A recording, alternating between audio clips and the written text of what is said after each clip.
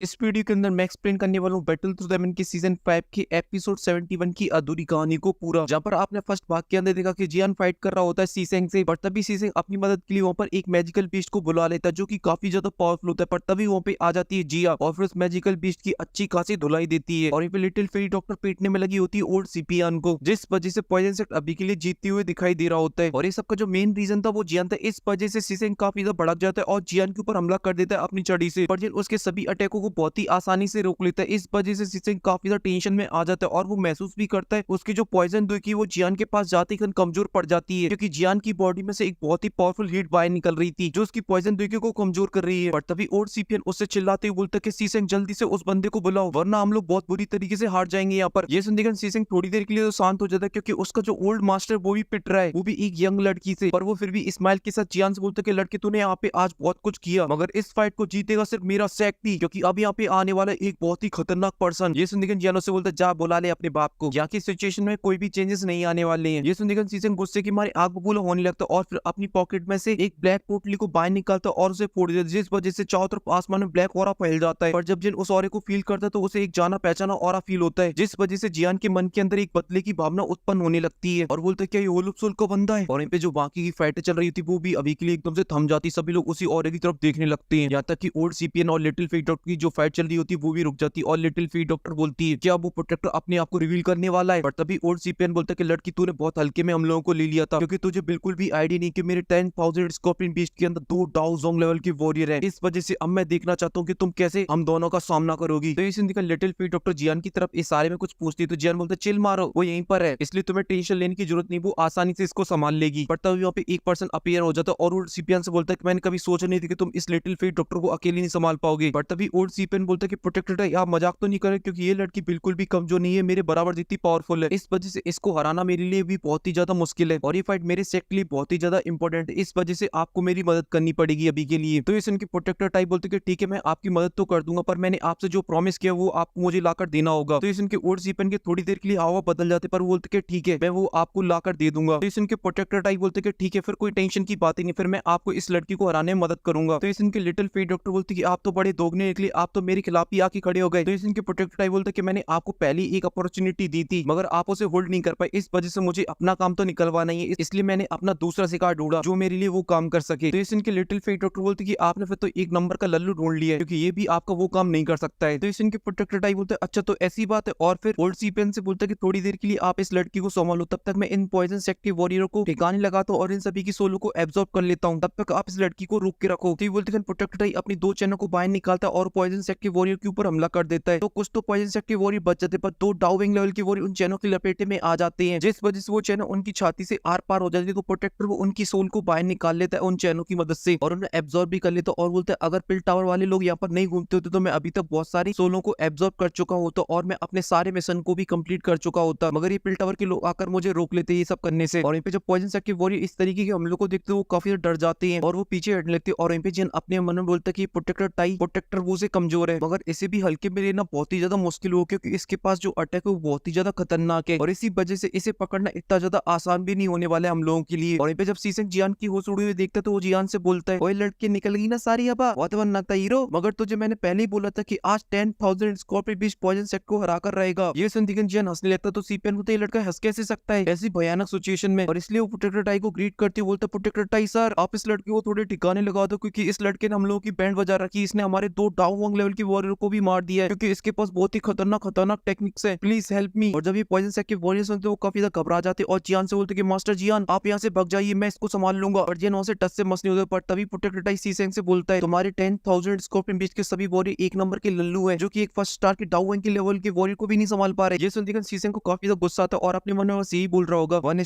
Star समझ के 2 लोगों को तो इसने पेल डाला है, अब साले तू ही फेला जाएगा। पर तभी प्रोटेक्टर टाई अपनी एक चैन से जियान के ऊपर हमला कर देता तो जियान उसे बहुत ही आसानी से पीछे ढकेल देता है। पर तभी प्रोटेक्टर टाई और भी ज्यादा हमले करने लगता है जियान के ऊपर, पर जियान उसके सभी हमलों को बहुत ही आसानी से रोक लेता है और साथ ही कई डॉच भी कर देता है अपनी 3000 लाइट मूवमेंट की स्पीड की मदद से। और जब प्रोटेक्टर टाई अपने सभी हमलों को खाली जाता देखता है तो वो काफी ज्यादा गुस्से से तिल बनाने लगता है और फिर अपना वेपन निकाल के जियान का पीछा करने लगता है। तो जियान भी अपनी हेवी रोड शॉट को स्पेस स्टोरिंग के अंदर रख लेता है और फिर वहां से भागता है 3000 लाइट मूवमेंट की स्पीड से, जिस वजह से जो प्रोटेक्टर टाई होता है वो पीछे रह जाता है। पर तभी वो जियान के सामने आ जाता है और हमला करता है, पर जियान फिर से उसके हमले से बच जाता है। तो फिर वो और भी हमले करता है पर जियान सभी हमलों से बच जाते है। ये सब देख के पॉइजन सेक्ट और बाकी के वॉरियर भी काफी शॉक हो जाते हैं और बोलते हैं, बे ये लड़का कौन सी चक्की का आटा खाता है जो एक डाउजोंग भी उसे नहीं दबोच पा रहा है। और यहीं पे जो सीसेंग था उसका बेचारे का मुंह फटा का फटा रह जाता है। और यहीं पे प्रोटेक्टर टाई को तो कुछ भी समझ में नहीं आ रहा होता कि एक फर्स्ट स्टार का डाउइंग लेवल का वॉरियर उसके सभी हमलों को कैसे डॉज कर रहा है। और साथ ही वो जियान की पावर से काफी इंप्रेस भी हो जाता है। इस वजह से जियान से बोलता है, लड़की मुझे पहले तो तुम पे डाउट था कि तुमने दो डाउइंग लेवल की वॉरियर को कैसे हरा दिया, मगर अब तुम्हारी पावर को देखकर मुझे लगता है कि तुम उन लोगों को बहुत ही आसानी से हरा सकते, पर अब तुम बच के दिखाओ। और कुछ हैंड साइन बनाने लगता है जिस वजह से उसकी 2 चेनें 8 चेनों में बदल जाती हैं और उनसे चारों डायरेक्शन से जियान के ऊपर हमला कर देता। और जियान से बोलता है कि लड़की अब तू बच के दिखा मेरी चेनों से। और इन पे जो जियान था अब वो चारों तरफ से घिर चुका था उन चेनों से। और ये सब देखकर पॉइजन सेक्ट की वॉरियर काफी ज्यादा उदास, निराश और हताश हो जाती है, क्योंकि अब तो जियान गया और उसके बाद जो प्रोटेक्टर टाई है वो जाकर मदद करेगा ओल्ड सीपियान की। और जो उनकी पॉइजन सेक्ट लीडर वो 2 का सामना नहीं कर सकती अकेले। और यहाँ पे जो सीसेंग था उसका तो खुशी का कोई ठिकाना नहीं था और उसने तो जियान की मौत को भी इमेजिन कर लिया था, क्योंकि उसे लगता था अब तो जियान गया, उसे अब कोई नहीं बचा सकता। और वो चैनल जियान के काफी ज्यादा पास पहुंच चुकी। तभी अचानक से आसमान में एक पोर्टल खुलता है और उसमें से एक हाथ बाहर निकलता है, जिस वजह से जो चैन होती है उससे टकराती कर वापस रिवर्स कर डालती है और निकल लेती है पीछे। और वो हाथ किसी और का नहीं, वो था हमारी रानी क्वीन मेडुसा का, जो आकर जियान के सामने खड़ी हो जाती और उन सभी चैनों को वापस प्रोटेक्टर टाई के पास भेज देती है। और जब प्रोटेक्टर टाई क्वीन मेडुसा को देखता है उसके एकदम से होश उड़ जाते और बोलता है, कौन हो तुम और हमारे मैटर के बीच में क्या कर रही हो? तो क्वीन मेडुसा बोलती कि मैं हूँ इस डाउआ की बाप, भले हीरो ये हो पर बैटल थ्रू द हेवन मेरे नाम से चलता है और तुझे मेरा नाम ही नहीं पता। चल फिर भी तुझे मेरा नाम जानने की कोई जरूरत नहीं है, निकल यहाँ से। और फिर पॉइजन सेक्ट की वॉरियर क्वीन मेडुसा को देखकर बोलते, अरे ये तो वही औरत है जो हमारी पॉइजन सेक्ट लीडर लेकर आई थी, मुझे तो लगा था ये डाउवांग है पर ये तो एक डाउजोंग है। अब आएगा ना असली मजा, क्योंकि अब हम लोग जीतने वाले ये फाइट, क्योंकि अब हमारे पास भी 2 डाउजोंग है। और ये भी प्रोटेक्टर टाई क्वीन मेडुसा की पावर को देख काफी ज्यादा शॉक हो जाता है, क्योंकि उसकी पावर भी उसके बराबर की थी। और ये भी क्वीन मेडुसा जियान से बोलती है, इस प्रोटेक्टर टाई को तुम मेरे ऊपर छोड़ दो, मैं इसको संभाल लूंगी। और अपनी 7 कल की शॉट को बाहर निकाल लेती, तो जियान कहता है ठीक है। और सीजन को देखता और बोलता है कि तब तक जाकर मैं इस लप्पू जंगू को संभालता हूँ और आकर फिर मैं तुम्हारी मदद करूंगा। तो सीजन की क्वीन मेडुसा बोलती, चिल मारो यार, मुझे पता है कि तुम्हारे लिए होलो सोल का बंदा बहुत ही ज्यादा इंपॉर्टेंट है, तुम इसकी बिल्कुल भी टेंशन मत लो, मैं इसे यहाँ से नहीं भागने दूंगी। ये संदिग्ध प्रोटेक्टर टाइप बोलते, ओ अरे